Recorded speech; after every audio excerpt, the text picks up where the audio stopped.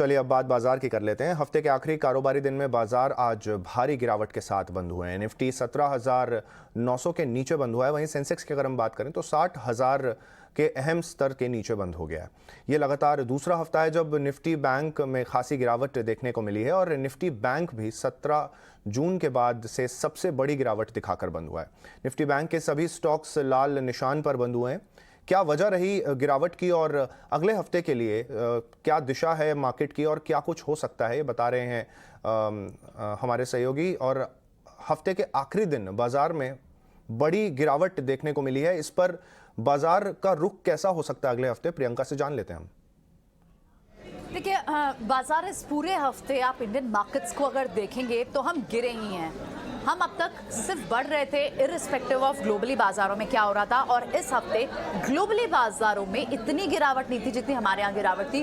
Reasons जो अभी side किए जा रहे हैं कि बाजार पर कोरोना का थोड़ा सा डर हावी है, लेकिन ये एक बड़ा रीजन है क्योंकि हम बहुत बड़े भी हैं इस साल, आउट परफॉर्म भी हमने किया अदर मार्केट्स को, इसलिए उनकी कंपैरिजन दूसरी मार्केट्स के कंपैरिजन में हम ज्यादा गिरे। आज का फॉल कितना डीप था, आज देखिए आप, कल 18,200 को बचाने की बात की जा रही थी, उसके नीचे बंद हुए थे हम। उम्मीद ये थी कि कल वीकली एक्सपायरी थी, वहां से पोजीशन बहुत सारी अनवाइंड हुई थी, आज शायद रिकवरी और पुल बैक के साइंस शायद मिल जाते, लेकिन कोई रिकवरी अटेम्प्ट नहीं। सुबह से हम एक गैप डाउन के साथ खुले और बाजार ने एक बार भी पुल बैक अटेम्प्ट नहीं किया। हम लगातार वीक होते गए। हमने 18,000 भी तोड़ा, 17,900 भी तोड़ा, सिर्फ 17,800 के ऊपर बंद होने में हम कामयाब हुए हैं। शायद आप ये कहें कि बाजार में 3:30 बजने तक 17,800 तक के लेवल रह गए थे।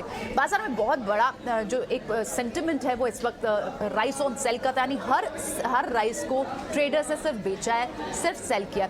सबसे बड़ी अगर आप बात करें, आज बैंक निफ्टी 24 फरवरी के बाद की सिंगल डे बिगेस्ट डिक्लाइन आज देखने को मिली। सेंसेक्स 60,000 के नीचे बंद हुआ।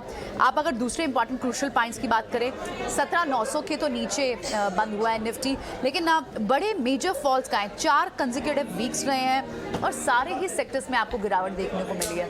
अगर आप पैक्स की बात करें तो अदानी पैक के सारे स्टॉक्स, अदानी एंटरप्राइज हो, अदानी पोर्ट्स हो, अदानी टोटल गैस हो, सब ने बड़ी गिरावट देखने को मिली है डिक्लाइंस में।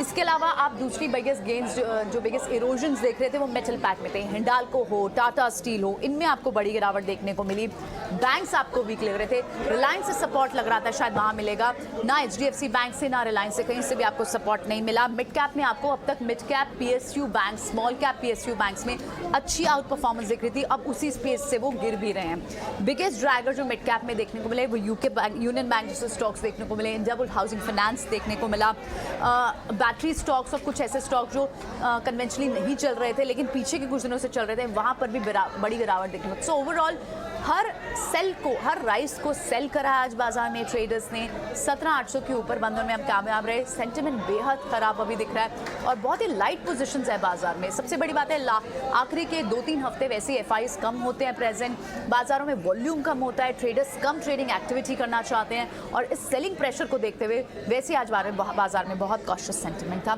सोमवार को देखना होगा कि किस तरह का सेंटिमेंट निकल कर आता है। बड़े बाजार के लिए कोई ट्रिगर्स दिख नहीं रहे हैं, ग्लोबली बाजारों को भी किसी तरह की सेंटिमेंट मदद नहीं दे रही है इंडियन मार्केट्स में। इस वक्त हम सिर्फ अपने फंडामेंटल्स पर चल रहे हैं और अभी थोड़ा सा सेलिंग प्रेशर हावी दिख रहा है।